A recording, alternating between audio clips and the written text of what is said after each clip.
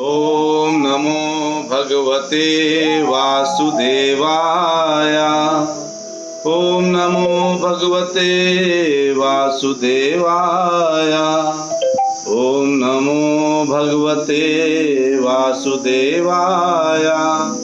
नारायणं नमस्कृत्य नरं चैव नरोत्तमं देवीं सरस्वती व्यासं ततो जयमुदीरयेत्। नष्टप्रायेषु अभद्रेषु नित्यं भागवत सेवया भगवती उत्तमा श्लोके भक्तिर्भवति नैष्टिकी। ओम अज्ञानतिमिरान्धस्य ज्ञानाञ्जनशलाकया चक्षुन्मीलितं येन तस्मै श्रीगुरुवे नमः। श्रीचैतन्यमनोभीष्टं स्थापितं येन भूतले स्वयं रूपः कदा मह्यं ददाति स्वपदान्तिकम्। वन्देऽहं श्रीगुरु श्रीयुतापदकमलं श्रीगुरून् वैष्णवांश्च श्रीरूपं सागरजातं सहगण रघुनाथान्वितं तं सजीवं साद्वैतं सावधूतं परिजनसहितं कृष्ण चैतन्य देवं श्रीराधा कृष्ण पादान् सहगण ललिता श्री विशाखान्वितांश्च। हे कृष्ण करुणा सिंधु दीन बंधु जगतपते गोपेश गोपिका कांता राधा कांत नमोस्तुते। तप्त कांचन गौरांगी राधे वृंदावनेश्वरी वृषभानुसुते देवी प्रणमामि हरिप्रिये। वाञ्छाकल्पतरुभ्यश्च कृपा सिन्धुभ्यैव च पतितानां पावनेभ्यो वैष्णवेभ्यो नमो नमः। जय श्री कृष्ण चैतन्य प्रभु नित्यानंदा श्री अद्वैत गदाधर शिवास आदि गौर भक्तवृंदा। हरे कृष्णा कृष्ण कृष्णा हरे हरे हरे राम राम राम हरे हरे। हरे कृष्णा कृष्ण कृष्णा हरे हरे हरे राम राम राम हरे हरे। हरे कृष्णा कृष्ण कृष्णा हरे हरे हरे राम राम राम हरे हरे।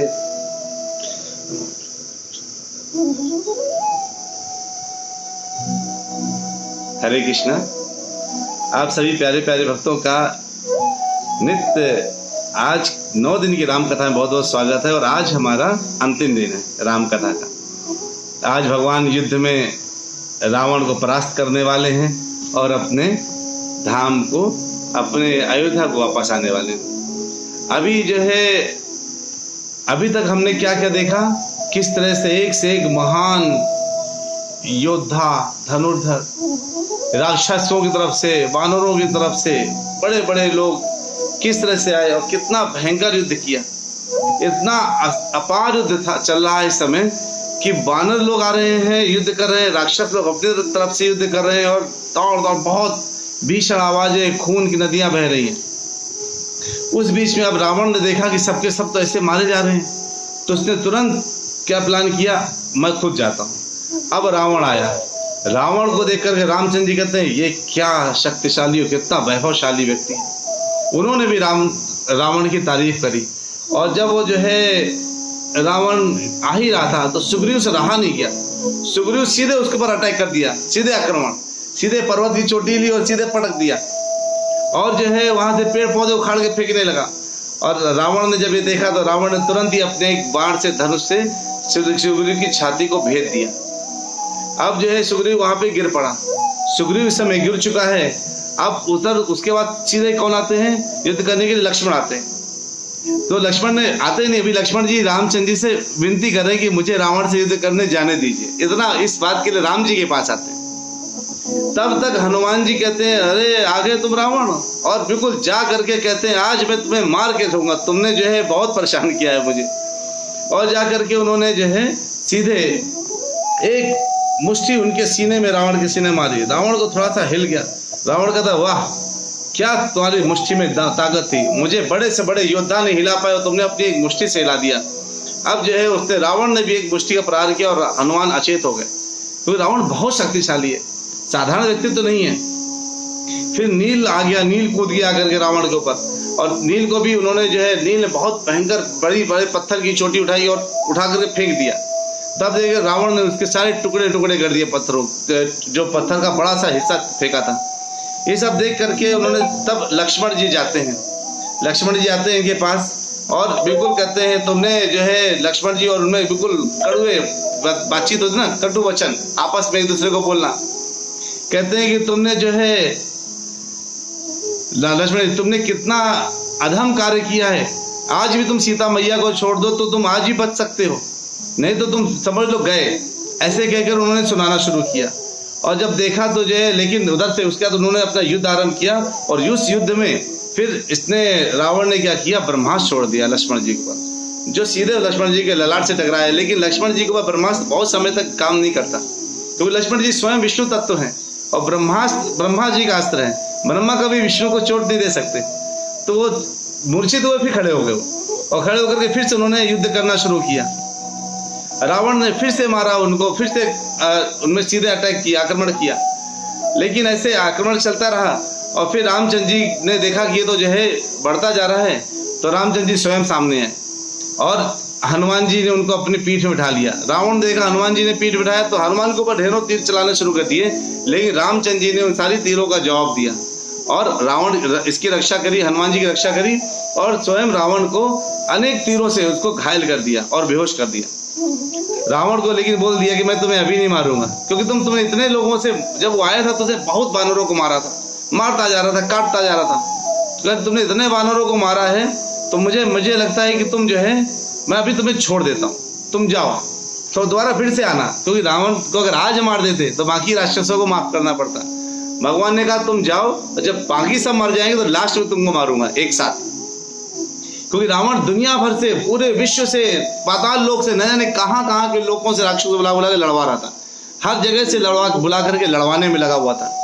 अब जो है, अब रावण जब वापस आया तो बहुत ही चिंता में बैठा हुआ है और वो सोच रहा है और कह रहा है कि बहुत पहले इक्ष्वाक वंश के ही राजा ने, कौन से राजा थे वो, अनारण्य, उन्हें क्या श्राप दिया था कि तुम्हें मेरे ही वंश का कोई एक व्यक्ति आकर के तुम्हारा वध करेगा, तुम्हारा संपूर्ण विनाश करेगा, सीधे उन्होंने बोला था। और कहा था कि जो है, फिर कहते हैं पहला श्राप। दूसरा श्राप, मैं वेदवती, जब वेदवती के सामने उसने क्या कहा था रावण ने कि उसके सामने ऐसे उल्टे सीधे उसने प्रस्ताव रखे थे जैसे सीता जी के सामने रख रहा था, तो वेदवती ने भी उनको श्राप दे दिया था।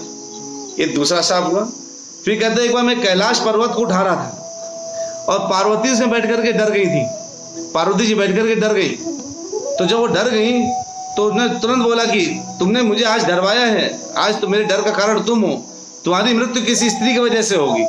ये तीसरा श्राप उसको याद आया। फिर एक बार नंदीश्वर को देखा तो नंदीश्वर कैसे लगते हैं, बिल्कुल ऐसे लगते ना, मुंह आगे रहता है। तो एक साइड से जब उसने देखा रावण ने तो वो बंदर जैसा दिख रहा था नंदीश्वर। तो हा हा हा ऐसे बोल के बोलता, देखो तुम बिल्कुल बंदर की बात दिख रहे हो, और हंसने लगा। तो कहते तुम मेरे ऊपर ऐसे हंस रहे हो, तुम्हें वानरों की सेना ही तुम्हें मारेगी, तुम देखना, उसी से तुम्हारा सर्वनाश हो जाएगा। ऐसे करके कुछ याद है कि रंभा ने किस तरह से उसको शील भंग करने के लिए, और पुंजक स्त्री ने, ब्रह्मा जी ने, नलकुंवर ने, सब ने क्यों कैसे कैसे जो है निर्दोष स्त्रियों का शील भंग करने के लिए श्राप दिए थे। और श्राप दे करके उसको सब याद आया। कहता अब लगता है मेरे पुराने पाप कर्म के फल अब हो रहे हैं, अब लगता है स्वयं विष्णु आ गए, रियलाइज कर रहा है वो। तो कई बार क्या होता है ना, हम लोग सोचते हैं ना, अरे हमने तो अभी पाप कर दिया, हमें तो कुछ नहीं हुआ, देखो मैं लगातार जो है मांसाहार कर रहा हूँ, व्यभिचार कर रहा हूँ, देव कर रहा हूँ, वो कर रहा हूँ, सब कुछ कर रहा हूँ, मुझे तो कुछ फर्क नहीं पड़ता, सब झूठ लिखा है शास्त्रों में। तो पाप एक बीज की तरह है, जो क्या होता है वो इमीडिएटली, बीज को आज डालने का पौधा नहीं बनता ना, पहले आज बीज डालेंगे, धीरे धीरे वो रुकता है, बड़ा होता है, और बड़े होते होते होते होते पेड़ बनता है, तब उसमें फल लगता है। ऐसे पाप है, उसके पाप अब उसको सब याद आ रही है कि अरे मेरे पापों का प्रायश्चित अब उसको दिख रहा है। अब उसने कहा कि अब मैं क्या करूं, तभी उसको याद है मेरा कुंभकर्ण भाई अभी 9 दिन पहले ही मैंने सोया था, मैंने उसको सबको इंट्रोडक्शन कराया था, और 9 दिन पहले सोया था, उसको जगाने का प्रयास करो। एक बार वो जग गया तो अपनी विजय निश्चित है। कोई कुंभकर्ण एक विशाल हिमालय की तरह ऊंचा था और बहुत चौड़ा और बहुत ही, लेकिन बहुत ही राक्षसी प्रवृत्ति का, खा चबा जाएगा सारे वानरों का, ऐसा लग रहा था, ऐसा लगता अगर वो आता, ऐसा सोचा इसने। अब इसने जगाने के लिए भेजा, सारी सेना जगाने के लिए चली गई। इसका नाम कुंभकर्ण, कर्ण मतलब कान, कुंभ मतलब कुएं, ऐसे नहीं बड़े बड़े गहरे गहरे कुएं। तो उसके कान इतने गहरे थे कि उसका नाम कुंभकर्ण था, इतना हैवी था। उसको जगाने के लिए पूरी सेना गई, और जब पूरी सेना गई तो सब लोग जो है सेना उनके पैर में मार रहे हैं, और देखा इतना विशाल काय शरीर पड़ा हुआ है। सोचिए जैसे आपके सामने एक हाथी पड़ा हो, तो हाथी तो बहुत बड़ा, हमारे सामने उसका एवरेज कुछ ज्यादा नहीं, खास नहीं है। अगर आप सोचिए कि एक छोटे से चूहे के सामने एक हाथी को आप देखिए तो कैसा हाथी लगेगा। और चूहे के समान अगर सोचिए उस हाथी को कुंभकर्ण मान लीजिए, चूहे को हाथी मान लीजिए, तो ऐसी हालत थी। वो एक हाथी से भी इतने गुना बड़ा था, और वो जो है बिल्कुल लेटा हुआ सो रहा है। अब सब जो उसके समाओ उसके सीने में चढ़ जा रहे हैं, तो जैसे वो सांस छोड़ता वो उड़ जाते हैं जो नॉर्मल राक्षस है, कुंभकर्ण सांस छोड़ा तो उड़ जा रहे हैं, जब सांस खींचा तो सब आके वापस इधर ऐसे से हिल जाने लग रहा, उनको आंधी आ गई है। ऐसा खतरनाक ये कुंभकर्ण राक्षस है। और वो जो है उसको जगाने का पूरा कोशिश कर रहे हैं, उसको जो उसके कानों में पानी डाल रहे हैं, सब कुछ कर रहे हैं, लेकिन जग ही नहीं रहा। उसको लोहे से चुभा रहे हैं बहुत से लोग, मतलब हजारों सैनिक आके कर रहे हैं। फिर उन्होंने 1000 हाथी मंगाए, जो हाथी उनको कुचल रहे हैं, तो उसको लगा कोई गुदगुदी कर रहा है 1000 हाथी कुंभकर्ण को जब उसे कुचलवाया गया उसको जगाने के लिए, लोग पत्थर अलग से फेंक रहे कि भैया जो है तुम जगो। तो समाओ उसको जब खाने आने भी खूब मदरा रखा गया, मांस रखा गया। तो शेर के आसपास अगर मांस रख दिया जाए तो उसको थोड़ा सुगंध आने लगती है, तो ऐसे ऐसे देखने लगता उठ करके, और ऐसे वो उठ के देखने लगा। और उसका नींद कहता क्या हुआ, मुझे ऐसा क्यों जगाया गया, 100% कुछ ना कुछ प्रॉब्लम हुआ है, बताओ क्या प्रॉब्लम हुआ है। तो युवक्ष नाम का एक मंत्री था, उस मंत्री ने बताया कि रावण आपको अभी भी बुला रहे हैं, क्योंकि राम और लक्ष्मण की सेना पूरा धराशायी करने पड़ी है, सब कुछ खत्म करने में लगी हुई है। तो जो है अब उन्होंने बोला कि ठीक है मैं जाता हूँ, अभी के अभी जाकर के सबको खत्म करके खा लूंगा सीधे उठते ही खाने की बात शुरू करी। तब महोदर ने बोला कि नहीं आप ऐसा मत करिए, पहले रावण से मिल लीजिए, उनसे मिलिए, उनके अनुसार ही आप कार्य करिए। अब इसको सामने पूरा खाना पीना रखा था, खाया मदरा पिया, थोड़ा सा बड़ा जब चलने लगा निकल करके, तो वानरों सेना देखा ये ऊंचा हिमालय चल के कहाँ जा रहा है ऐसा लग रहा स्वयं हिमालय चल के जाने लगा हुआ है। ये कहते कौन है, उनको देख के ही कहीं इसका इतना विशाल काय चेहरा था, इतना भयावह आंखें थी, इतना शरीर विशाल काय था। उसको देखकर कई वानर बेहोश हो गए, देखकर बेहोश हो गए। जब वो जा रहा था रावण से मिलने के लिए, रावण ने उसको बोला कि जो है इस तरह से वानर की सेना ने किस तरह से बहुत नुकसान कर दिया है, और ये देखो क्या जो है करने में लगे हैं, मैं चाहता हूँ कि तुम जाके युद्ध करो। तो ये हंस करके बोलता है, रे रावण, जब तुमको मंदोदरी ने समझाया था, विभीषण ने समझाया था, सबने समझाया था, तुम तब तो माने नहीं। तुम आज कम से कम आज मान जाओ, आज भी समय है, तुम चले जाओ रामचंद्र जी के पास, उनकी सीता वापस कर दो, ये तो तुम्हारा पक्का विध्वंस हो जाएगा। रावण कहाँ सुनने वाला था, वो कहता है अगर तुम्हें लगता है कि तुम जो है मेरा सहयोग दे सकते हो तो सहयोग दो, अन्यथा तुम चले जाओ। तो जो मूर्ख व्यक्ति होते हैं ना, जिनको पूरी दुनिया समझा देती है, आकर के भाई भी समझा देता है, माता पत्नी सब समझा देते हैं, लेकिन उसको समझ नहीं आता। क्यों? अंत काले विपरीत बुद्धि, है ना। जब अंत समय आता है ना तो बुद्धि विपरीत हो जाती है। किसी को भी आप बोलो, किसी को लोगों को मास्क लगा लो, मास्क लगा लो, बाहर कोरोना है मास्क लगा लो, कौन कोरोना, कौन क्या, कुछ नहीं है। साइंटिस्ट पागल नहीं है ना, थोड़ा सा जो है समझ के रहना है। हमें क्यों विपरीत बुद्धि करनी है, विनाश काले, सही सब बिल्कुल सहजता से रहना है, और अपने से होशियार व्यक्ति की बात माननी है। जिसमें हमारा ज्ञान नहीं उसमें ज्ञान देना नहीं है, और जिसमें ज्ञान है उसको डिस्ट्रीब्यूट करना है और लोगों को समझाने की कोशिश करनी है। तो इधर वो जब कुंभकर्ण एक ज्ञानी व्यक्ति की तरह समझा रहा है, लेकिन कहता है चूंकि आप राजा हैं और साथ में आप मेरे भाई भी हैं, अब आपने अगर कुछ गलत भी कर दिया तो उसको मैं समेटने के लिए मैं तैयार हूं, और मैं युद्ध करके आज ही का युद्ध पूरा खत्म कर देता हूँ, सबको खा जाऊंगा। युद्ध उसको क्या था, सबको उठा चबाते रहना था, खाना जैसे आप चना खाते ना ऐसे चने खाते, वैसे सारे वानरों को खाता चला जाता, उसको कौन सी बड़ी बात थी। अब वो जो है जब बाहर निकला तो रामचंद्र जी ने कहा ये विशाल काय कौन है भाई, इतना खतरनाक, ये कौन सा विशाल काय है। तो विभीषण ने बताया, विभीषण तो पूरे टाइम राम के साथ थे, कि ये भी विश्रवा मुनि का ये एक दूसरा पुत्र है जो इतना ऊंचा इसको मिला हुआ है। जब ये पैदा हुआ था तो क्या हुआ था, जब जिस दिन ये पैदा हुआ, मतलब हम लोग सभी लोग बाल लीला करते हैं ना इसकी बाल लीला क्या थी, जब ये पैदा हुआ तो पैदा होते ही खाने लगा जाकर बाहर भाग भाग करके, मतलब जो भी मिले उसको खा जाता था। जब खाना शुरू कर दिया इसने इतना ज्यादा, तो जो है सारे देवी देवता, फिर जो है इंद्र आए बचाने के लिए, इंद्र ने अपना वज्र मारा तो इसने क्या किया, इंद्र के वज्र को सह भी लिया और साथ में ऐरावत हाथी का दांत तोड़ करके उन्हीं के सीने में डाल दिया। और उसने इंद्र पराजित हो गए, सब भाग करके ब्रह्मा जी के पास गए। ब्रह्मा जी ने सोचा क्या किया जाए, और ब्रह्मा जी ने जा करके सीधे जो है बोला, तुम तो बहुत महान हो, बहुत पराक्रमी हो, लेकिन इस समय सब कुछ सुरक्षित करने का है ना कि विनष्ट करने का। तुम विनष्ट करने के लिए कार्य क्यों कर रहे हो? तो जो है तुमको अगर मुझसे कुछ प्राप्त करना है तो बताओ तुम क्या प्राप्त करना चाहते हो? तो मांगना चाह रहा है इंद्रासन। सरस्वती बैठ गई जिह्वा में, कहते इंद्रासन। कहते ठीक है तुम सो जाओ। रावण बगल में था, कहता अरे ब्रह्मा जी आपने क्या बोल दिया? अगर आपने तथास्तु बोल दिया और ये कर सो गया तो इसका जीवन बेकार हो गया, तो ये बड़ा ही क्या हुआ, अभी तो पैदा ही हुआ ये पैदा होकर के इतना खतरनाक काम कर रहा था, सोचिए बड़ा हो जाता तब क्या करता वो, जैसे अभी बड़ा हो गया है। तो ब्रह्मा जी कहते हैं ठीक है, इतना तुम्हारी रिक्वेस्ट करते हो तो मेरी बड़ी भक्ति भी करते हो, मैं इसको 6 महीने में 1 दिन का मौका दूंगा, 1 दिन में जो जो खाना चाहे खा ले, उसके बाद वापस फिर 6 महीने के लिए सो जाएगा। ये बताया जब इन्होंने तो ये भी आश्चर्यचकित रह गए रामचंद्र जी। वो जब आया तो उसकी ऊंचाई जो थी 600 धनुष, इतना ऊंचा था, और उसका जो है 100 धनुष जैसा चौड़ा था, बिल्कुल लग रहा था पूरा एक हिमालय चल के आ रहा है। सारे वानरों को कुचलने लगा, गिरने लगा, मारने लगा, काटने लगा, उठा उठा के खाने लगा।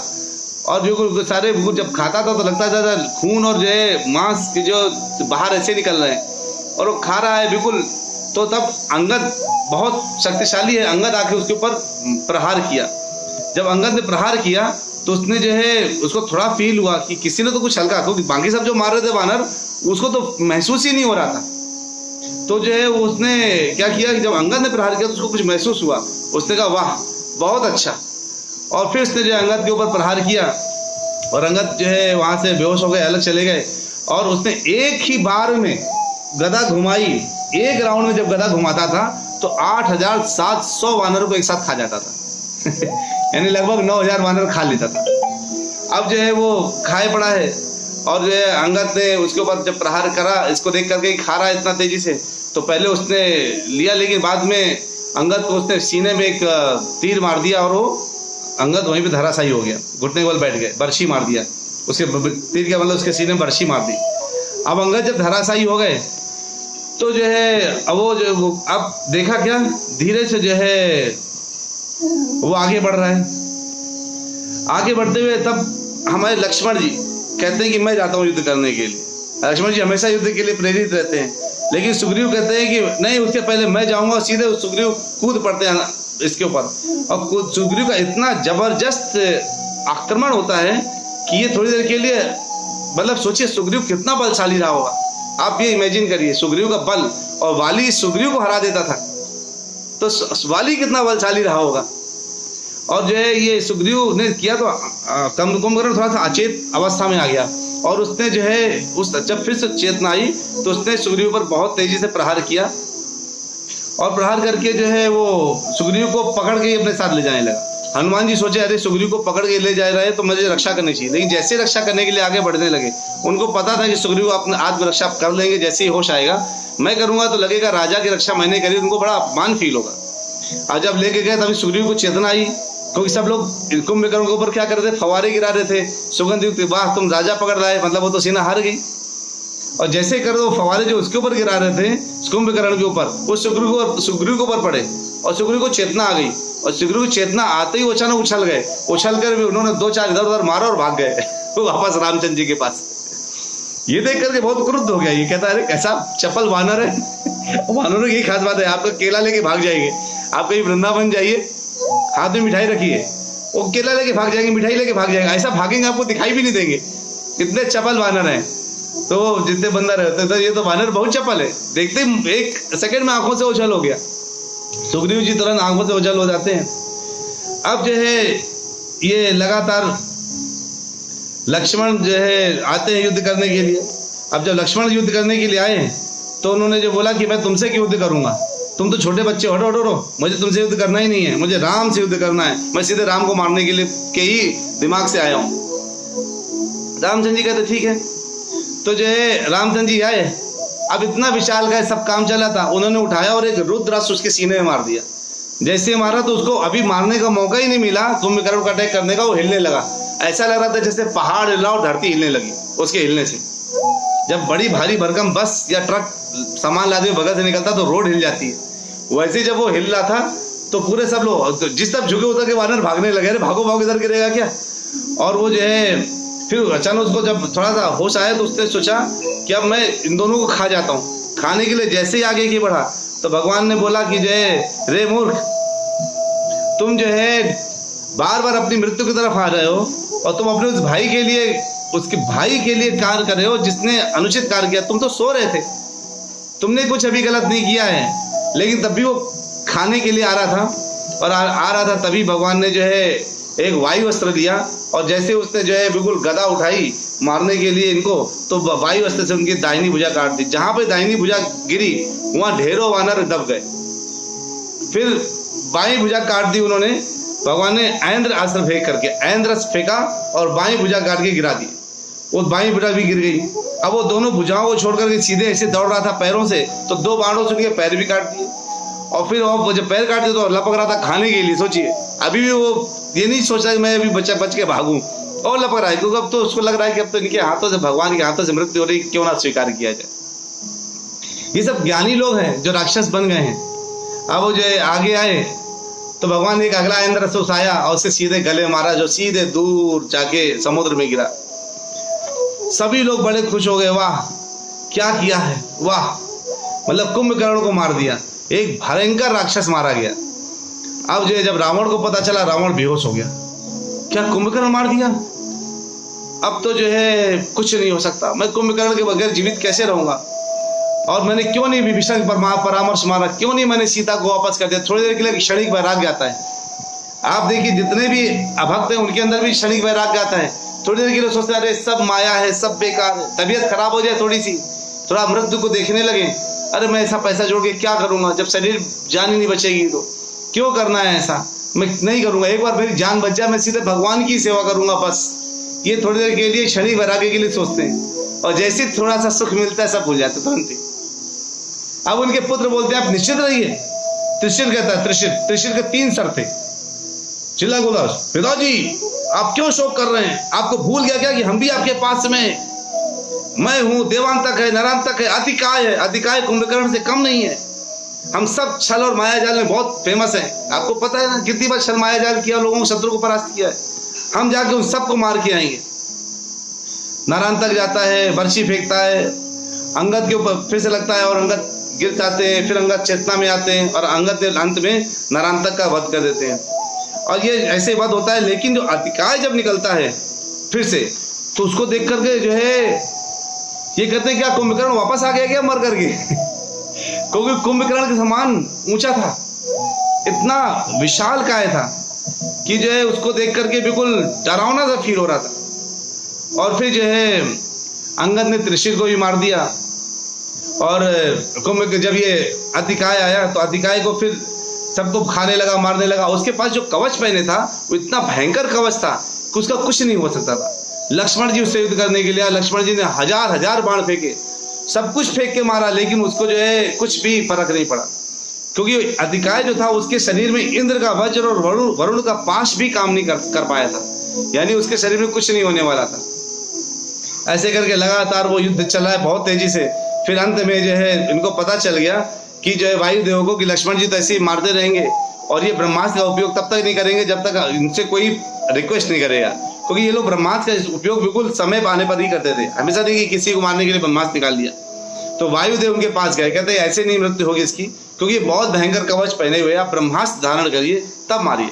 और ब्रह्मास्त्र का उपयोग किया और तुरंत ही जो है ये मर करके जब धरती पे लुढ़कने लगा, उसके सीधे गर्दन पे जब पड़ा उसका तो गर्दन ऐसे ऐसे गोल गोल फुटबॉल की तरह लुढ़कने लगी। अतिकाय की मृत्यु सुनकर के तो रावण बिल्कुल घबरा सा गया, क्योंकि उसने पहले भाई को भेजा था, बाद में पुत्र भेजा, और जब उसकी मृत्यु तो उसको लग गया कि ये भगवान स्वयं नारायण जो है राम का रूप रख के आए हैं। और जो है हम भगवान को कब मानते हैं पता है, जब हमारे साथ ऐसे कुछ नुकसान होने लगते हैं। हम भगवान को चुप कहते हैं, अरे भगवान कृष्ण सभी कारण के कारण है, सर्व कारण कारणम मान लो, भज हरे कृष्णा, जप हरे कृष्णा, ले श्री कृष्ण का नाम, अरे बोलते रहते हैं, प्रचारक प्रचार करते रहते हैं, वैष्णव आगे सबको बोल रहे हैं, अरे भजते रहो, राधा कृष्ण बोल बोल बोलो रे सबाई। सब लोग बोल रहे हैं कि चैतन्य महाप्रभु कह रहे हैं सबसे कि राधा कृष्णा बोलो, राधा कृष्णा बोलो। हमें समझ नहीं आता, अरे हम तो बड़े सुखी, हमें क्यों राधा कृष्णा बोलना है, हमें क्यों रामचंद्र जी बोलना है, हमें क्यों राम सीता बोलना है, हमें क्या बोलना है, क्या फर्क पड़ता है। हम भगवान को भगवान मानते ही नहीं ना, हम तो अपने आप को भोक्ता मानते हैं। अहंकारा विभुर आत्मा करता, हम इतने मानते हैं, अरे मैं सब कुछ कर रहा हूँ, मैं ही भोगता हूँ, मैं ही करता हूँ, मैं क्यों मैं ही नियंता हूँ, देखो इस परिवार को मैं पालन कर रहा हूँ, मैं इस परिवार का पालन पोषण मैं कर रहा हूँ, तुम कर रहे हो तुम मर जाओगे तो इनका पालन पोषण नहीं होगा क्या? तब भी होगा। चींटी से लेकर के ब्रह्मा जी का पालन पोषण अगर कोई कर रहा है, चींटी का नौकरी करती है, अरे भर रही है ना, पेट जिंदा है, चिड़िया जिंदा है, सारे जीव जंतु पेड़ पौधे पत्ते घास सब कुछ जिंदा है। क्यों? क्योंकि पालन पोषण करने के लिए भगवान हैं। और हम भगवान नहीं मानते कि हमारी गलती, और रावण ने भगवान अभी तक नहीं माना था, आज रियलाइज किया उसने कि नारायण के सिवा कोई इसको नहीं मार सकता था, ये भगवान नारायण ही है। अब उसने क्या मन में सोचा, ठीक है नारायण ही है, अब मैं नारायण के हाथों से मौत, अब उसको लग गया इसकी मृत्यु निश्चित है, और वो बिल्कुल ऐसे सोचने लगा मैं नारायण के हाथ से मृत्यु के लिए तैयार हूं। तभी इंद्रजीत कहता है, अरे आप भूल गए क्या, मैंने इंद्र को कैद किया था, मैं कौन हूं, आपको भूल गया है, मैं जाता हूं अभी अभी। और इंद्रजीत सच में बहुत भयावह था, साधारण व्यक्ति नहीं था, इतना खतरनाक था। कहता भी मैं बचा हूं, पहले आया था शुरू में, अब आया फिर से। कहता मैं जो है वो इतना खतरनाक था कि उसके सामने वो एक्चुअली माया में भी स्ट्रांग। आप सोचिए एक व्यक्ति है जो माया में भी स्ट्रांग है, उसको ब्रह्मा जी द्वारा दिए गए घोड़े ऐसे थे जो हवा में उड़ते थे, और अग्नि द्वारा दिए गए आशीर्वाद से अग्नि देवता द्वारा वो गायब हो सकता था। तो जिसने तुरंत अपना जो है यज्ञ किया, अग्नि देवता को प्रसन्न किया और सीधे युद्ध में चला गया। और केवल आप जैसे देखिए बादल आपको नजर आते हैं जब बारिश होती है, तो कई बार पता नहीं चलता बारिश कहाँ से आ रही है, कौन से बादल से बारिश गिरी है। वैसे ही बाण गिर रहे थे, बारिश हो रही थी बाणों की, सड़ सब मरते जा रहे, कट। और बाण आ कहां से रहे हैं समझ नहीं आ रहा, सब मरते जा रहे लाइन से, लग रहा है जैसे बारिश हो रही हो, मरते हो रही है। लक्ष्मण जी संभालने गए और तभी एक वहां से बर्छी आती है और लक्ष्मण जी के हृदय में घुस जाती है। हृदय में घुसती है तो जो है वो बिल्कुल बेहोश हो जाते हैं, और जैसे ही होते हैं तब रामचंद्र जी तुरंत इस चीज को महसूस कर जाते हैं, और तुरंत जो है जैसे बैठते हैं तो उसको महसूस होता है कि मेरे बाण से सब मर गए लगता है, और खुशी खुशी चला गया। और लक्ष्मण जी को उसने गिरे हुए देखा तो उसने सोचा राम भी गिर गए होंगे, ये विचार करके वो गया कि मैंने मार दिया, फिर से मार दिया। उधर बिल्कुल खुशियां फैलने लगी। इधर जो है सुषेण वैद्य ने बोला कि देखिए ऐसा नहीं होगा, ये तो जो है ये वर्षी है, इसको जो बच्चा इनके लिए क्या है, विशल्य कारण, सावर्ण करणी, सजीव करणी और संधानी, ये 4 जड़ी बूटी हैं जो है महोदय पर्वत में मिलेंगी। अगर वहां से ले आए जाए तो ये बच जाएंगे। हनुमान जी इमीडिएटली भागते हैं, उड़ करके जाते देखते हैं कहाँ पे जड़ी बूटी है, देखा दिख नहीं रहा, तो हनुमान जी तो बलशाली, अपने विकार किए, विशाल का रूप किया और उठा लिए पर्वत और चले आ रहे हैं सीधे। आकर किधर रखा, जड़ी बूटी का घोल पिलाया, लक्ष्मण जी सुरक्षित, और जितने भी थोड़े बहुत जो बेहोश हुए थे वो सुरक्षित। महायोद्धा वापस सूचना मिली इसको लक्ष्मण की जो है, अरे लक्ष्मण तो बच गए, सब लोग बच गए हैं। ये तो जो है उसको बिल्कुल बर्दाश्त नहीं हुआ इंद्रजीत को। वो कहता अरे ये कैसे हो गया, कहता इस बार मैं जाऊंगा, तुम देखना। इस बार वो भयंकर रूप में गया, भयंकर रूप में, और उसने सोचा कि अब मैं एक यज्ञ स्थापित करूंगा जिसमें मैं प्रसन्न करूंगा काली देवी को, अग्नि देवता को, सबको प्रसन्न करूंगा। और उस प्रसन्न करने के मूड से वो बैठ गया। अब इधर जो है विभीषण को चिंता होने लगी। विभीषण ने कहा अगर वो इस यज्ञ से सक्सेसफुली बाहर आ गया तो मान के चलिए कि जो है वो फिर वो मतलब अजय हो जाएगा, फिर वो उसको कोई नहीं मार सकता। फिर कहते हैं कि वो लक्ष्मण जब वो युद्ध कर ही रहा था, तब सब लोग लक्ष्मण जी के साथ जाकर के उसको देखते हैं कि उसका यज्ञ भंग हो जाए। अब जब यज्ञ भंग करने के लिए निकले तो सब लोग देखा कि बाहर इतनी कड़ी सुरक्षा है कि उनको सुरक्षा को भेजना था। तो लक्ष्मण जी उसके साथ युद्ध करने में लग गए, सेनाएं लग गई, और अंततः वो बाहर आया। और बाहर आकर के उसने देखा कि ये कौन कर पा रहा है, ये कौन ये सब काम कर रहा है, ये सब विभीषण की वजह से है। तो विभीषण को गालियां देने लगा, तुम्हारी वजह से, देखो तुम्हारी वजह से तुम आज जो है जो ये कर रहे हो, तुम्हारी वजह से सब कुछ विध्वंस हो रहा है, तुमने अपने कुल का नाश कर दिया, तुम पुत्र हंता हो, ये हो वो हो, खूब गाली सुनाने लगा। तुमने दूसरों की चापलूसी करी अपना रहते हुए। तब इसने बताया कि तुम अधर्मी हो, विभीषण तुम अधर्मी हो, तुम सब मृत्यु के काबिल हो, सबने अपने नरक का रास्ता स्वयं खोला है। मैं तो बार बार बोल रहा था कि तुम सीता को छोड़ दो, तुम्हें तो मूर्खतावश तो बोले थे ना कि अरे तुम सब संभाल लोगे, संभालो। तो इसने इंद्रजीत ने एक यम अस्त्र छोड़ दिया कि सबसे पहले मैं विभीषण मारता हूँ। लक्ष्मण जी ने तुरंत ही उनका बचाव किया। तो जब भगवान बचाव के लिए खड़े हैं तो आपको चिंता करने की जरूरत है। स्वयं भगवान लक्ष्मण कौन है? विष्णु तत्व है। अगर हमने विष्णु को अपने हृदय में बिठा लिया है, कृष्ण को अपने हृदय में बिठा लिया, राम को अपने हृदय में बिठा लिया, तो हमें कौन परास्त कर सकता है? और परास्त कौन करता है बताइए? आज का राक्षस कौन है? आज के राक्षस काम, क्रोध, लोभ, मोह, ये सब राक्षस हैं, जिसकी वजह से हमारे हृदय का सारा जो है सुख चैन छिना हुआ है। काम, अरे ये मिल जाए, वो मिल जाए, मुझे वो प्राप्त हो जाए, ये प्राप्त हो जाए, ये काम है जो आपको हमेशा बांधे रखता है। क्रोध, लोभ, मोह, ये सब चीजें क्या है? ये राक्षस है हृदय के। जब कृष्ण अंदर आते हैं, राम अंदर आते हैं, तो सब बाहर चले जाते हैं भाग करके। अरे भागो भागो भागो। तो ऐसे ही जब जो है ये जब भगवान स्वयं बगल में खड़े हैं और ऐसे भयंकर युद्ध, भीषण युद्ध हो रहा है, धाड़ धाड़ धाड़, इधर से वो मार रहे, इधर से ये मार रहे, मारते जा रहे हैं। और जो है उन्होंने बोला, अब जब लक्ष्मण जी लगातार वार कर रहे हैं तो उन्होंने सोचा कि अभी जो है जब रामचंद्र जी के पास गए, मुझे ब्रह्मास्त्र चलाना है, मैं इस व्यक्ति के ऊपर ब्रह्मास्त्र चलाना चाहता हूँ। तो रामचंद्र जी कहा नहीं, ब्रह्मास्त्र नहीं चला सकते बेटा, कुछ और करो तो करो। कहते ठीक है। लक्ष्मण जी ने फिर क्या किया, एक जो उनको इंद्र ने एक अस्त्र दिया था बहुत पहले, और उन्होंने जो है इंद्र ने बिल्कुल लक्ष्मण जी उस अस्त्र को खींचा। और क्या मैंने सोचा, अगर मेरी आज तक की भक्ति बिल्कुल सही है भगवान राम के प्रति, अगर मैंने पूरी निष्ठा से केवल भगवान राम की सेवा करी है, और अगर मैं जानता हूं कि मैं जो है मैं केवल भगवान राम के लिए सारे कार्य कर रहा हूं, अगर ये मैंने किया है तो इस बार ये अभेद होगा और इससे इसकी मृत्यु हो जाएगी।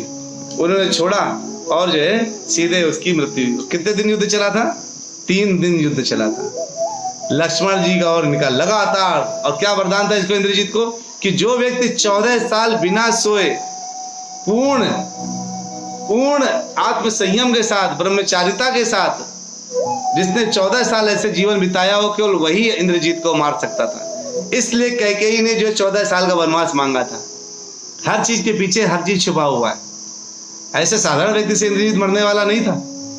उसने एक दिन में 600 लाख ये बानरों को मारा था, एक बार में बाणों की बारिश करके। कितना भयंकर रहा होगा ये सोचिए। वो जो है अब लक्ष्मण जी को भी घाव लगे थे, तो सुषेण जी ने वही दवाई खिलाई और लक्ष्मण जी फिर से ठीक। तो अभी क्या है, यहाँ पहुंच गया है। अब जब रावण को पता चला तो बहुत अंदर से उसको, क्योंकि सबसे प्रिय पुत्र उसका यही था इंद्रजीत, वो भयंकर दुखी हो गया और रोने लगा। तो अब क्या कहते ना, अब पछताए क्या हुए जब चिड़िया चुग गई खेत। तो जब जो है चिड़िया चुग गई तब क्यों पछता रहे हो? अब तो तुमने सब कुछ नाश कर दिया। हम अपने परिवार में क्या करते हैं, हम सोचते हैं हम दारूबाज बने रहे, हम दारू पीते रहे, बियर पीते रहे, शराब पीते रहे, मांसाहार करते रहे, व्यभिचार करते रहे, हमारे बच्चे धार्मिक बन जाए। ऐसा नहीं होता। बच्चों को सिखाने के लिए खुद धार्मिक बनना पड़ता है। अगर यही रावण जितना शक्तिशाली था, अगर ये धर्म के रास्ते पे होता, ये पूरी धरती को सुरक्षित रख सकता था हजारों साल, लाखों साल के लिए। लेकिन जब कोई व्यक्ति शक्तिशाली हो जाता है, भक्ति की कमी होती है, तो अहंकारी हो जाता है और पाप करना सबसे पहले अपना प्रथम कर्तव्य समझता है, और उस प्रथम कर्तव्य के चक्कर में उसकी मृत्यु हो जाती है और उसकी ऐसी अधोगति में चला जाता है। अब जो है बिल्कुल ये रावण ने सोचा अब तो बस हो गया, ये सीता इसकी वजह से हुआ ना, ये मेरा पुत्र गया इसकी वजह से, मेरा भाई गया इसकी वजह से, सारा राक्षस वंश इसकी वजह से गया है। तलवार निकालता कहता मैं अब सीता को मार दूंगा जा करके, और जाता है बिल्कुल तलवार लिए। सीता देख लेती है, अरे ये तो जो है मार ही डालेगा लगता है। तो सीता जी कहती हैं, वो जैसे तलवार उठाता मारने के लिए, सीता जी कहती हैं अभी तो 12 मास पूरे नहीं हुए तुम तो 12 मास पहले चले आए, डर गए क्या? रामचंद्र जी डर गए, लक्ष्मण जी से डर गए क्या? जो तुम सोच रहे हो कि जो है तुम अब बस मुझे मार करके तुम्हारा काम, एक स्त्री पर को खत्म करके तुम्हारा काम चल जाएगा, डर गए शिष्य। जब ये सुना तो जो है आसपास जो मंत्रीगण खड़े थे, सुपार्श नाम के जो है बहुत धर्मपरायण मंत्री है सुपार्श, उन्होंने बोला देखिए आप स्त्री को इस तरह से बांध के मार देंगे, आपको क्या यश मिलेगा? अरे उस कारण को मारिए ना, जिसने आपको परिवार का विध्वंस कर रहा है, जो युद्ध करने के लिए बाहर खड़ा है, इसको मार भी देंगे तो आपको क्या मिलेगा। रावण को बात समझ जाती, ठीक है। अब जो है रावण बिल्कुल पहुंच जाते हैं युद्ध करने के लिए। अब जो है बिल्कुल ऐसा युद्ध का वातावरण बन गया है कि लाखों लाख तीर इधर उधर आ रहे हैं, और जो रावण है, रावण इतने भयंकर तीर छोड़ रहा है कि जितने वानर हैं एक साथ मारे जा रहे हैं। हाहाकार मच गया, और जो है इस तरह से इतना भयंकर स्थिति आ गई कि वो समझ नहीं पा रहे लोग कि करें क्या। तब रामचंद्र जी सामने आते हैं, और जो है तब रामचंद्र जी ने क्या किया, गंधर्व अस्त्र छोड़ा, और उस गंधर्व अस्त्र की वजह से क्या हुआ, रामचंद्र जी कई बार जो है क्या दिख रहे हैं, कभी 1000 राम दिखने लगे उसको, कभी कुछ दिख रहा है, कभी उसको दिख रहा है इतने लोग कहाँ से आ गए, इतने ये कहाँ से आ गए, इतना सब उसको नजर आ रहा है। और जो है लोग, और तब रामचंद्र जी के वजह से जितने, रामचंद्र जी ने एक ऐसा अस्त्र छोड़ा जो गंधर्व अस्त्र कहलाता है, जो केवल रामचंद्र जी और शिव जी केवल 2 ही लोग छोड़ सकते थे। जब रामचंद्र जी ने उस अस्त्र को छोड़ा तो आपको ये सोचिए, एक अस्त्र, क्या आजकल के बम होंगे, क्या परमाणु बम होंगे, उस एक अस्त्र ने 20,000 2 लाख पैदलों को, 2 लाख पैदल, 18,000 हाथी हैं और 14,000 घुड़सवारों को एक साथ मार दिया। यानी एक बार में मार रहा था, सट सट सट सट, ऐसा जैसे मरते जाते, जैसे गाजर मूली काटी जा रही हो, ऐसा हो रहा है। जैसे खेत में मशीन चलती है ना, कट कट कट कट खेत कटता है, वैसे राक्षस खत्म हो रहे थे। ये सोचिए हो क्या रहा है, बारिश इतनी खतरनाक, ये क्या हो रहा है। तो उन्होंने जो है सभी वानरों को बोला तुम निश्चिंत हो जाओ, ये जब तक गंधर्व चलता रहेगा जब तक सब नहीं मर जाते हैं। लेकिन उधर देखा खूब विधवा स्त्रियां आने लगी राक्षसों की, रोने लगी, खूब गाली देने लगी इनको, शूर्पणखा को, कि देखो ये शूर्पणखा जिसने बोला था कि जो है ये ऐसा होगा, मतलब ये जिसने इन दोनों के बीच युद्ध करवाया है वही नहीं बोलती, और ये मूर्ख रावण सीता को लेके आ गया, बार बार सब लोग समझाए और जो है ये नहीं माना। तो जो है जब ऐसा स्थिति चलने लगी तो रामचंद्र जी ने थोड़ा सा रोका, उन्होंने बोला अभी रुक जाते हैं, क्योंकि उस रावण की वजह से इतने लोग मर रहे हैं।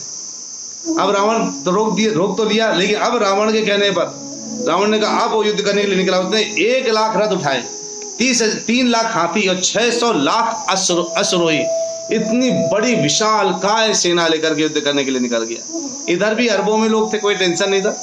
भयंकर, इतना भयंकर युद्ध शुरू हुआ, ऐसा लग रहा था मानो कि बिल्कुल आकाश से उल्कापात शुरू हो गया हो, लग रहा था कि जैसे लाशों की बारिश हो रही हो, लग रहा था खून के फव्वारे, खून की बारिशें शुरू हो गई हो, हर जगह टुकड़े हो रहे थे, राक्षसों के टुकड़े, वानरों के टुकड़े, सट सट सट सट, इधर मारा जा रहा है, उधर मारा जा रहा है। क्योंकि आज के दिन ये बिल्कुल इस पूरे जोश के साथ रावण आया था, जिस जोश के साथ वो आकर के बिल्कुल देवताओं को परास्त कर देता था। उसको लगा इस मेरे जोश से तो कभी भी कोई देवता भी बच नहीं पाया। तो जो है ऐसा करके जब युद्ध हो रहा था, तो जब देखा उधर इंद्र ने कि ये अब रावण सीधे आकर के आक्रमण कर दिया। जब आक्रमण किया रामचंद्र जी को, तो रामचंद्र जी ने क्या किया, रुद्र अस्त्र से उसका विरोध किया। लेकिन जब ये देखा कि लगातार वो कैसे कैसे छोड़ रहा है, एक ऐसा अस्त्र छोड़ा उसने, असुर अस्त्र छोड़ा, जिसमें क्या था, सिंह, व्याघ्र, सर्प, घड़ियाल, ये सब निकल रहे थे खाने के लिए। रामचंद्र जी ने अपने अस्त्र से उसको भी रोक दिया, अग्नि अस्त्र से। और उसके बाद फिर ऐसे ऐसे उसने अस्त्र छोड़े, बड़े खतरनाक भयंकर अस्त्र छोड़े।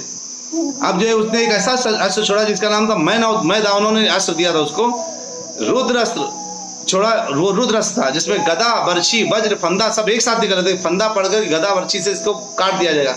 रामचंद्र जी उसका भी विरोध किया।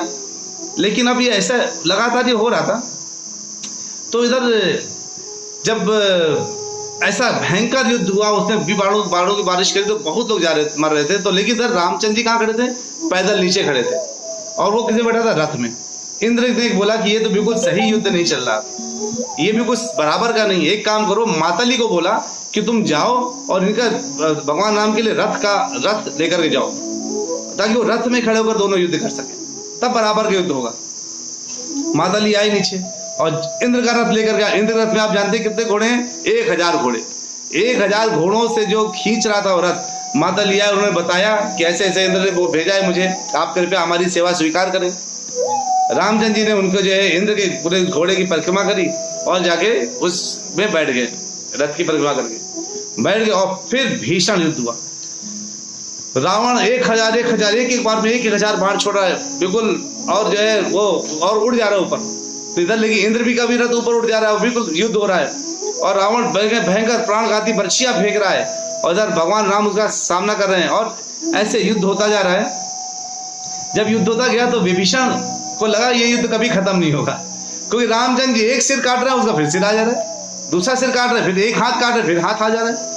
तो जो है इवन भगवान को सब कुछ पता है, लेकिन भगवान अपने भक्तों को सर्विस देने के लिए हमेशा चेष्टा करते हैं। आपको सर्विस, जैसे भगवान ने मान लीजिए मुझे सर्विस दी है कि मैं आपको राम कथा सुनाऊं, अब वो उन्होंने मुझे सर्विस दी। इवन आप सब लोग को राम कथा पता है, सबको पता है कि राम कथा क्या है, भगवान क्या कहते हैं, लेकिन तब भी भगवान ने मुझे सर्विस दी और आप लोगों के जो है सामने में बैठ के बोल रहा हूँ। भगवान अपने जो उनकी सेवा करना चाहते हैं, जो उनकी सर्विस करना चाहते हैं, उनके वैष्णव सर्विस करना चाहते हैं, भगवान उनको पूरा मौका देते हैं। और युद्ध हो रहा था तो इन्होंने बोला कि आप ऐसे मत करिए, और इवन जो है माताली ने भी बोला कि आप ऐसे, अगर ऐसे लगातार छोटा छोटा युद्ध करेंगे तो इसमें इसकी मृत्यु नहीं होने वाली है। और विभीषण ने भी बोला कि आप उनको सीधे नाभि में जाके मार दीजिए, वहीं पे इसका अमृत छुपा हुआ है, जिसकी वजह से लगातार ये जिंदा है।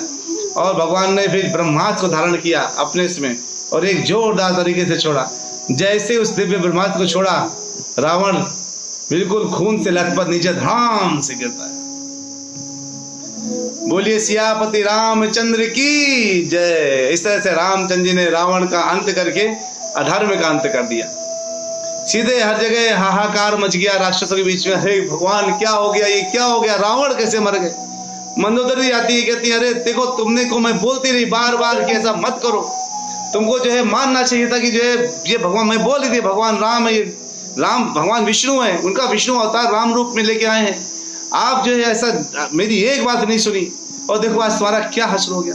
अब हमारी रक्षा कौन करेगा, हमें कौन सहयोग देगा, हमारा ये वो स्त्रियां जैसे रोती हैं विलाप करते हैं, बहुत विलाप होने लगा। सारी रावण की जितनी पत्नियां थी सब आगे भयंकर विलाप कर रही हैं। तब जो है भगवान राम ने बोला सुग्रीव से, देखो कुछ भी हो, ये बहुत व्यक्तित्व वाला व्यक्ति था, इसको ऐसे ही नहीं पड़े रहना है जैसे बाकी राक्षस पड़े हुए हैं। तुम इनके भाई हो, तुम इसका अंतिम संस्कार करो। और भगवान ने उनका अंतिम संस्कार करके अपने धाम को जो है बुलाने का रास्ता खोल दिया। तो क्या है कि देखिए भगवान कहते, कई लोग पूछते रावण की मृत्यु के बाद क्या हुआ, रावण कहाँ गया। तो जय विजय को 3 जन्म तक यहाँ तो आना था, बार बार यहाँ पर आना था। तो जो पहले जो उसमें हिरण्याक्ष था, हिरण्यकशिपु था, फिर रावण कुंभकर्ण बना, फिर ऐसे आता है द्वापर युग में आया। लेकिन जो है वो तब तक वो हमेशा लेके भगवान के ही ध्यान में, वो लगातार भगवान को ही ध्यान करते रहे। आप सोचो ये लोग हमेशा अपनी मृत्यु के पहले ही भगवान को ध्यान करते रहे, अंत समय भी भगवान को ध्यान करते रहे। और जो है फिर जो है भगवान ने बोला, जब इधर काम हुआ, रावण का समापन हुआ, तब हनुमान जी ने, जब रामचंद्र जी ने हनुमान जी को बोला जाके सीता जी को अशोक वाटिका में जाके सूचना दे दो। अब अशोक वाटिका हनुमान जी जाते हैं, सूचित करते हैं कि देखिए रामचंद्र जी विजयी हुए, रावण का मृत्यु हो गई। सीता जी बहुत खुश होती हैं, कहती तुमने तो मुझे हजारों लाखों करोड़ों का जेवरात ला के दे दे, उससे ज्यादा खुशी दे दी कि रामचंद्र जी विजयी हुए। अब जो है तुरंत ही जो है मुझे आप जितनी जल्दी हो सके आप मुझे रामचंद्र जी को बोलिए कि मुझे उनसे मिलना है। तो कहते हैं हनुमान जी उसके पहले मैं क्या करता हूँ, जितनी राक्षसी ने आपको परेशान किया ना सबको मार देता हूँ कि जितनी राक्षसनी आज राक्षसी डर रही है, ये तो हनुमान मार डालेगा। तो कहती सीता नहीं, इन्होंने तो अपने मालिक की बात को माना है, मैं इसको कैसे मैं इनको नहीं मारने दे सकती, क्योंकि इन्होंने तो अपने मालिक की बात मानी है। और उनका जब उनकी जो है नौकरी कर रही है तो उन्हीं की बात मानेंगी, इसलिए इनका अपराध नहीं, अपराध जिसका था वो मारा जा चुका, भाई आप छोड़ दो, अब सब किसी को मारने की जरूरत नहीं है। और ये सुनकर के जो है हनुमान जी बोलते हैं कि अच्छा मैं क्या सूचना लेके जाऊं, तो कहते हैं जितनी जल्दी हो सके मुझे उनसे मिलना है।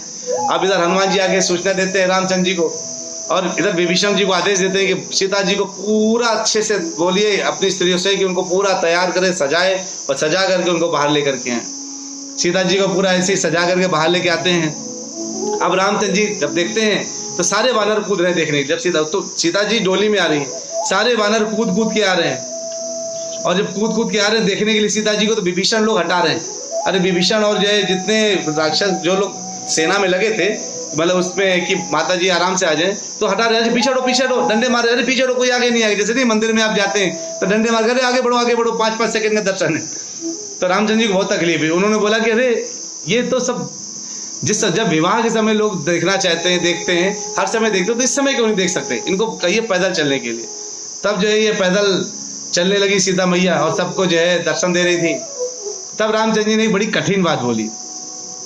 और कठिन बात क्या बोली कि देखो सीता, तुम पराये घर में रही हो, पराये आदमी के साथ रही हो, और पराये आदमी ने तुम्हारा आलिंगन करने का कोशिश भी किया है। मैं कैसे मान लूं कि तुम्हारा शील भंग नहीं हुआ है? ऐसा करो तुम, मैं तो तुम्हें स्वीकार नहीं कर सकता, तुम भरत, लक्ष्मण, शत्रुघ्न, इनमें से किसी को स्वीकार कर लो। सीता जी को बात लगी, अरे इतने दिन बाद मिले और आज मिलने के बाद ये बात कर रही कि स्वीकार किसी और को कर लो। तो कहने लगी, मैं जनक सुता हूँ, मैं पृथ्वी से निकली हूँ, मेरे अंदर गंभीरता है, मुझे किसी और का साथ चाहिए नहीं, ना मैंने उनको कभी देखा, और तुम कहते उसको स्वीकार कर लो। तो रामचंद्र जी से जब देवताओं ने पूछा कि आप ऐसा क्यों कर रहे हैं, जब सीता बहन ने ठीक है, मैं अगर आपको लगता है कि मैं अशुद्ध हो गई हूँ, तो मैं अग्नि से बाहर निकल करके आपको मैं दिखाती हूँ कि मेरे अंदर शुद्धता है। हे अग्नि देवता, अगर मेरे अंदर जरा से भी किसी भी एक दिन अगर रामचंद्र जी के खिलाफ मेरे मन में आया विचार, या रावण के लिए मेरे कभी भी एक बार भी अगर प्रेम उत्पन्न हुआ हो या उसके प्रति मेरी आसक्ति उत्पन्न हुई, तो मुझे भस्म कर दीजिए। और वास्तविकता क्या थी? तो रामचंद्र जी ने बताया कि वास्तविकता ये है कि ये माया देवी है, ये सीता नहीं है। ये तो जितने लोग खड़े हैं यहाँ पर, वो सब के मन में यही आएगा। जितने दुनिया में लोग सोचेंगे, बताओ 1 साल पुराने घर में किसी दूसरे के घर में रह करके ये इनको लेकर के जो है वो, और इतने राम आसक्त हैं कि देखो सीधे ऐसे लेके आ गए, भरोसा कैसे कर लिया? बताओ, दूसरे घर में 1 साल दूसरे घर में कोई रही है स्त्री, उसको भी लेके ऐसे ही आ गए। इसलिए अग्नि परीक्षा जो हो रही है ये जरूरी है, इसको होने दीजिए।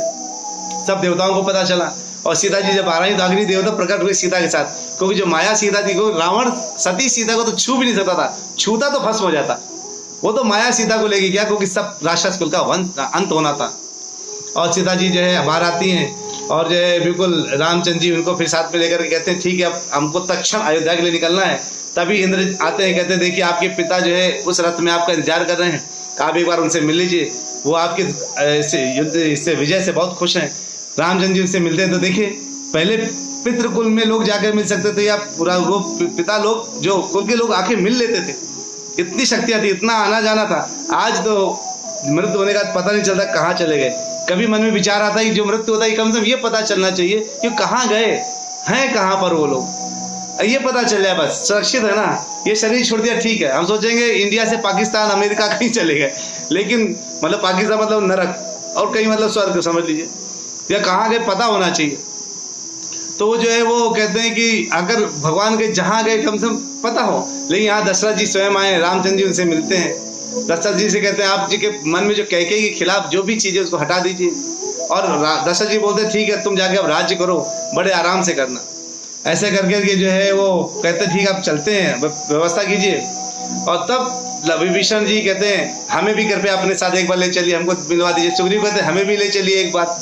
तो हम सब लोग आते हैं, और वो बैठ करके जो है आने के लिए जैसे रास्ते में आ रहे होते हैं ऊपर से, तो क्या बोलते हैं कि सीता मैया दिखाते हैं, देखो देखो ये पुष्पक रथ में बैठे थे, पुष्पक विमान में सभी लोग। तो जैसे नहीं हम लोग जब गाड़ी से जाते हैं तो आप याद करिए, जब आप कभी कार चलाते होंगे, आपकी पत्नी इधर बैठी हो, तो आप कहते देखो ये मेरे दोस्त का घर है, उधर देखो ये मेरे रिश्तेदार यहाँ रहते हैं, वो चौराहे में हम लोग यहाँ पे चाट खाया करते थे। कभी पुरानी जगह अपनी पत्नी को लेके जाइए कभी, तो आप ऐसे बताते हैं। ऐसे रामचंद्र जी बता रहे देखो उधर देखो वो कुंभकर्ण का उधर मैंने मारा था, उधर उधर वो मरा था, उधर ये मरा, इंद्रजीत वहाँ मरा था, इतने लोग। तो यहाँ से हमने पुल बनाया था, ये देख लो पुल, ये जो पुल है इसको हमने यहाँ से बनाया था, ऐसे करके। और जो ये सेतु बनता है जो रामेश्वर है, तो रामेश्वर जो है ये रामेश्वरम की बड़ी अच्छी अद्भुत घटना है। भगवान ये भी बताते हैं कि भक्तों की भी मैं भक्ति करता हूँ, यानी शिव जी लगातार राम राम राम राम जपते रहते हैं, और शिव जी इतने राम राम जपते हैं कि उनको भी उन्होंने कहा कि इस जगह को मैं एक ऐसा जगह बनाना चाहता हूँ जहाँ से ये जो सेतु बंद हुआ स्टार्ट, कि जहाँ पे लोग आए तो जन्म जन्मांतर तक लोगों के कर्म, जो लोगों के पाप है वो मुक्त हो जाए, पाप मुक्त हो जाए। तो भगवान ने वहाँ पर रामेश्वरम की स्थापना करी, जो वापस आकर के जो है दिखाते देखो ये वही स्थान है जहाँ पे जो है हमने जो है सेतु बंद बनाया था। और यहाँ पर जो बंदा, यहाँ पर जो भी व्यक्ति आएगा वो जन्म जन्मांतर तक के जो सारे पाप उसके मुक्त हो जाएगा, पापों से मुक्त हो जाएगा। और जो है इसीलिए वो एक धाम है हमारा। आप लोग कभी रामेश्वरम जाइए, बहुत अच्छा धाम है। आप लोग गए भी होंगे, नहीं गए हो तो जाइएगा जरूर। वहाँ धाम में जाइए, वहाँ समुद्र से लगा हुआ भगवान रामेश्वरम है, और वहाँ पे जाकर केवल भगवान रामेश्वरम शिव जी के लिंग से एक ही चीज़ मांगिए, शिवलिंग से, कि हमें भगवान की भक्ति दें, और जो है वहाँ पे समुद्र में स्नान करिए, अपने पाप आप धो के आइए। तो कहते हैं जो है आप यहाँ से उछल गए, जब वाह्य सीमा में आए तो उन्होंने हनुमान जी से बोला, देखो मुझे पता नहीं इस समय भरत के मन में क्या है, तेरा देखो उस समय भाव में आकर के वो आ गया मेरे पास, कहता है कि वो राज नहीं चाहता, लेकिन आज उससे हो सकता है उसके मन में कुछ आ गया हो, जाके तुम उसके हृदय का भाव समझो कि उसके हृदय में क्या भाव है। क्या अगर वो राज्य करना चाह रहा है तो मैं चाहता हूँ वो राज्य करे, मैं वहाँ पे राज्य जो है मैं बिल्कुल राज्य के मूड से नहीं जाऊँगा। अगर वो उसके भाव समझ के आओ, जो है जब हनुमान जी बिल्कुल भेष बदल करके देखे जा करके भरत जी कैसे बेचारे जटायु में छाल पहने हुए बैठे हुए हैं, और वो बिल्कुल ऐसे नंदीग्राम में बैठे हैं और बिल्कुल फल फूल खा रहे हैं बिल्कुल, और बिल्कुल हल्के हो गए हैं, मतलब वजन कम हो गया, लग रहा है बिल्कुल पतले हो गए हैं, मतलब कहते हैं ना खाना पीना कम कर दो तो पतले हो जाते हैं। तो ये सब जो है देख करके उनके हृदय में ऐसा हनुमान जी क्या है, तो कहते हैं मैं राम भक्त हनुमान हूँ, और आप जो है कृपया मुझे ये बताइए कि आप जो है आगे कैसे आप राज्य करना करेंगे। तो कहता है मैं तो जिनका इंतजार कर रहा था वो आ गए, मैं कैसे राज करूंगा। अरे उनके जो है अब भाग के तुरंत व्यवस्था करते हैं, अब चलते हैं उनके आने की व्यवस्था करते हैं, क्या भगवान राम आने वाले हैं। तो पूरी व्यवस्था करी, सब लोग सजा के खड़े हो गए। अब जो है भरत जी ने जब ऐसा राज किया ना, तो उन्होंने कुछ भोगा तो नहीं। जैसे आजकल गवर्नमेंट में क्या होता है, जो भी गवर्नमेंट में बैठ जाता है वो टैक्स लेता है, चोरी कर लेता है। भरत जी को तो कुछ चोरी करना नहीं था। ये कैसे टैक्स लेते थे, जैसे सूर्य देवता टैक्स लेते हैं। सूर्य देवता टैक्स लेते हैं ना आपसे, कैसे टैक्स लेते हैं सूर्य देवता, जैसे आप गीले कपड़े टांग देते हैं तो गीला कपड़ा का पानी खींच लेते हैं। आप जो है स्नान करके बाहर निकलते तो आपके शरीर से पानी खींच लेते हैं। आप पोंछा लगाते जो करते उससे पानी खींच लेते हैं। वो सब पानी खींच करके उसको एक्यूमुलेट करके कलेक्ट करके पानी बादल बनाते हैं, वो बारिश आपको वापस कर देते हैं। यानी टैक्स लेते पता नहीं चलता, पानी बरसा तो पता चलता है। यानी गवर्नमेंट को ऐसे ही टैक्स लेना चाहिए, तो टैक्स ले तो हमें पता ना चले, और जब हमको दे उसी टैक्स को तो हमें लगे कितना चीज दे रही गवर्नमेंट। आज उल्टा है, टैक्स लेते तो पता नहीं चलता टैक्स जा कहाँ रहा है। तो उधर जो है भरत जी ने ऐसा राज्य चलाया था, टैक्स लेते थे, कर लेते थे, और ऐसा पूरा बढ़िया राज चलाया था कि 10 गुना वृद्धि कर दी थी चित्ता। उनको कुछ अपने लिए चाहिए नहीं था, तो बिल्कुल सब कुछ सही ढंग से बड़ी कंजूसी से करते थे। तो जो है जब कोई पैसे टैक्स देने आता था तो तुरंत ले लेते, हाँ लाओ। जब खर्च करना तो सोचते थे कहाँ खर्च करना है, कहाँ नहीं खर्च करना। तो कहते मैंने 10 गुना वृद्धि कर दी है जब से आप छोड़ के गए हैं 13-14 सालों में। अब आपका ये राज था, आपको ही रखना है, ये अपनी चरणों पादुका पकड़िए, आपके राज्य को मैं संभालना था। अब इसमें मेरा कोई अधिकार नहीं, ना मेरा अधिकार था, अब आपका ही अधिकार था, आप ही संभालिए। और ये सुनकर के भरत जी को जब देखा इतने दुर्बल हैं, ऐसे बात कर रहे हैं, रामचंद्र जी को बहुत उन पर दया आई, और वो दोनों उन्होंने बहुत आलिंगन किया और बहुत ही प्यार से जो है उन्होंने उनको जो है किया, वो एक्सेप्ट किया। और फिर सभी लोग गए, सभी आते हैं, वामदेव, जाबाली, कश्यप, कतायन, सूर्य के गौतम ऋषि, बहुत ऋषि आते हैं, और उनका राज्याभिषेक होता है। और साथ में वो सब बैठ करके जो है बिल्कुल सारे भाई लोग और रामचंद्र जी बैठे हैं, भाई बैठे हैं, और सब लोग बैठ के आनंद ले रहे हैं। और इस तरह से भगवान राम ने कितने साल काम किए, 11,000 वर्षों तक वहाँ पर शासन किया, 100 अश्वमेध यज्ञ किए। और जब वो उनका राज चलता था तो व्यक्तियों की मृत्यु उनकी इच्छा अनुसार होती थी, यानी अकारण मृत्यु नहीं होती थी, और किसी भी पिता के सामने पुत्र की मृत्यु नहीं होती थी। और ऐसा लगता था जैसे स्वर्ग लोग यहीं पे है पूरा जो है, और लोग हजारों साल जब तक जीना चाहे जी सकते थे। ऐसा बढ़िया राज्य किया भगवान ने। और फिर जब लोग कुछ यहाँ तक रोकने के बाद कहते हैं, जो इस कथा को जो भी कहता है, जो सुनता है, उसके जीवन धन्य हो जाता है, और जो विश्वास पूर्वक इसको पूरी कथा को सुनता है उसकी लंबी आयु होती है, उसको हर क्षेत्र में विजय मिलती है। तो आप सब लोग बहुत महान भक्त हैं, आप सब यहाँ पर हैं। तो अब मैंने पूरी राम कथा करने की पूरी कोशिश करी। मेरा प्रयास था कि 9 घंटे या 10 दिन, जितना भी हमने 9-10 दिन किया है, 10 घंटों में मैं आपको पूरी राम कथा का पूरा वो अंश बता दूं जो बहुत महत्वपूर्ण है। मैंने ये पूरा प्रयास किया कि आपके पास जो है इतना आपको बता दूं, उसके अंदर गहरा छुपा हुआ, जो छुपा उससे भी ज्ञान प्राप्त करके शायद जीवन में कुछ भी परिवर्तन आ जाए। थोड़ा परिवर्तन भी अगर इस शास्त्रों से आता है तो हमारा जीवन धन्य हो जाता है। आप लोग बहुत महान भक्त हैं। परमजीत प्रभु कह रहे हैं कि प्रभु जी एक भजन सुना दीजिए, राम कहानी सुनो रे राम कहानी।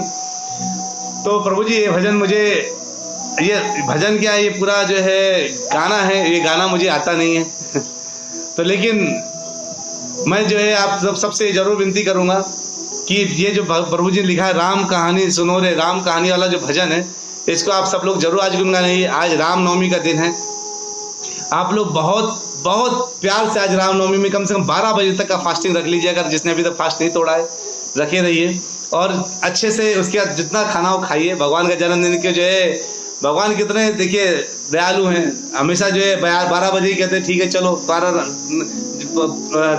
बजे तक व्रत रख लो, उसका खा पी लेना, है ना। कृष्ण भगवान के लिए रात तक जगना पड़ता है, गौरांग प्रभु के लिए जो है शाम तक होता है। और रामचंद्र जी कहते हैं भैया मैं इतना दयालु, मैं दोपहर में तुम्हारा काम कर दूँ, दोपहर में बस 12 बजे तक रहो, उसके बाद खाना पीना कर लो। कितने दयालु हैं हमारे राम भगवान। और राम वो व्यक्तित्व है जिस व्यक्तित्व में भगवान ने ये दिखाने की कोशिश करी कि एक व्यक्ति को रहना कैसे है। इसलिए कहा जाता है राम के आचरण और कृष्ण के शब्दों पर हमें बिल्कुल चलना चाहिए। भगवान कृष्ण ने क्या दिया है, कोई भगवान कृष्ण कहते हैं तो मुझे अनुकरण नहीं कर सकते हो तुम मेरा, क्योंकि तुम मुझे जो है तुम मेरी नकल करोगे कि मेरी इतनी गोपियां तुम्हारी भी इतनी गोपियां हो, ऐसा नहीं होगा। ये गोपियां मैंने किसी कारण से बुलाई हैं। ये सब जितने रामचंद्र जी के समय में जितने ये ऋषि मुनि रहे हैं, जिन्होंने जो है भगवान के दर्शन करके उनके साथ पत्नी जैसा शादी करने की मन बनाया, वही मेरी पत्नियां बन के आई है। तो इसलिए अनुकरण मत करना, और तुम जो है बस मेरे जो शब्द बोले भगवत गीता में उनको फॉलो करो। और रामचंद्र जी कहते हैं कि तुम मैंने जो चरित्र दिखाया उस चरित्र को फॉलो करो। तो रामचंद्र जी के चरित्र को और कृष्ण भगवान के शब्दों को हमें लेकर अपने जीवन में आगे बढ़ना है। भगवान करे आप जीवन के हर जंग जीत जाए, किसी भी परेशानी में हो वो सब जीत जाए। क्यों? क्योंकि ये सब आप जीत जाएंगे कैसे? क्योंकि भगवान का नाम का सहारा आपके पास में। मुझे बहुत अच्छा लगा और मैं पुनीति माता जी को बहुत बहुत धन्यवाद देना चाहता हूँ, जिन्होंने मुझे प्रेरित किया राम कथा करने के लिए। उन्होंने मुझे बहुत प्रेरित किया कि आप राम कथा करिए। मेरी जो है बेंगलोर के जितने भक्त हैं उन्होंने बहुत प्रेरित किया कि सब लोग बहुत प्रसन्न हुए राम कथा का नाम सुन करके। उन सभी के लिए, और जितने पूरे विश्व से जो लोग इस कथा को सुनते हैं, कुछ लोग अभी बैठ जाते हैं, कुछ लोग बाद में सुन के मुझे बाद में मैसेज करते हैं, उन सबको मैं बहुत बहुत धन्यवाद देना चाहता हूँ कि आप सब ने मेरी कथा को सुना और उसको आपने बड़े ही अच्छे से ग्रहण किया और आपने हमेशा मेरी कथाओं को सराहा है। इसके लिए मैं आपका सचमुच आपको नमन करता हूँ। आप सब लोग बहुत उत्तम प्रकृति के हैं, मुझसे ज़्यादा ज्ञान आपको है, तब भी आप मुझसे सुनने के लिए आप बैठे रहते हैं। मुझे बहुत जो है इसके लिए अच्छा लगता है। तो ऐसे ही अब चूँकि हम लोग लगातार इतने दिनों से कथा कर रहे हैं, हम कुछ दिनों का विराम लेंगे। शनिवार इतवार आने वाला है और कल थर्सडे फ्राइडे यानी बृहस्पति और शुक्रवार, हम 4 दिनों तक अब हमारी कोई अभी कथा नहीं होगी। 4 दिनों तक अच्छे से भजन करिए, कीर्तन करिए, घर में बिल्कुल शुद्धता रखिए। और सोमवार को हम फिर से मिलेंगे भागवत कथा के साथ, फिर से शुरुआत करेंगे। और सोमवार से हमारा फिर से डेली जपा सेशन स्टार्ट होगा सुबह 7:15 से 7:30। तो कृपया उस जपा सेशन को ज्वाइन करने की कोशिश करिए। और फिर भागवत कथा जो 9:30 से 10 आधे घंटे की कथा होगी डेली, जैसे हम करते थे वो कथा शुरू होगी।